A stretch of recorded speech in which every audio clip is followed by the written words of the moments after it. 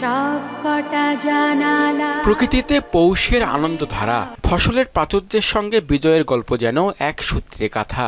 ৭১-এর এমন দিনেই বাংলাদেশ স্পর্শ করে মুক্তির মাইল ফলক। বাঙালি জাতির হাজার বছরের বীরত্বের এক অবিস্মরণীয় গৌরবময় দিন, মহান বিজয় দিবস।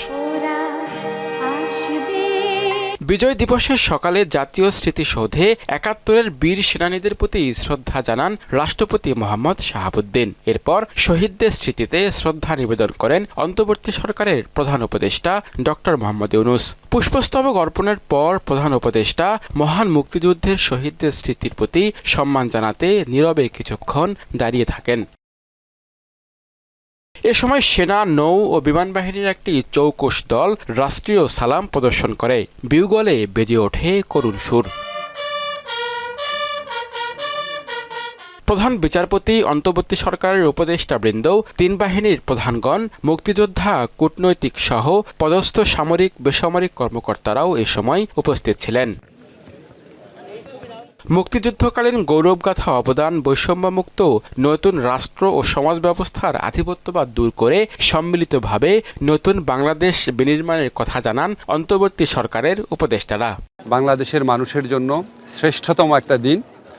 এই দিনে আমরা যখন জাতীয় স্মৃতিসৌধে আসি, আমাদের যে মুক্তিযুদ্ধকালীন গৌরবগাথা, আমাদের সে অসামান্য বীর মুক্তিযোদ্ধাদের অবদান, আমাদের দেশ গড়ার যে প্রত্যয়, সেগুলি সব মনে পড়ে। ফেব্রুয়ারি মাসে নির্বাচন আছে। আমরা খুবই আশা করছি যে নির্বাচনের মাধ্যমে গণতন্ত্রের পথে সুদৃঢ় একটা যাত্রা আমরা শুরু করব। এই জন্য যে এখানে কেবলমাত্র একটা নির্বাচনই হচ্ছে না, একটা গণভোটও হচ্ছে, যেখানে সংস্কার প্রশ্নে বড় কতগুলো বিষয়ে জনগণ তাদের মতামত জানাতে পারে। ১৯৭৫ সালে পলাশীর আম্র কাননে স্বাধীনতার যে সূর্য অস্তমিত হয়েছিল, সেটির উদয় হয় ৭১-এর ১৬ই ডিসেম্বর।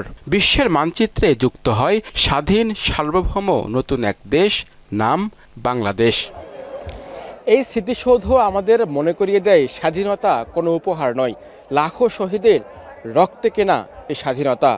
১৯৭১ সালের বিশ্বের মানচিত্রেই জন্ম নেয় স্বাধীন রাষ্ট্র বাংলাদেশের।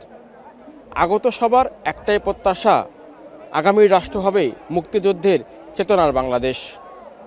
শামীমুজ্জামান চৌধুরী, মোহনা সংবাদ, জাতীয় স্মৃতিসৌধ, সাভার।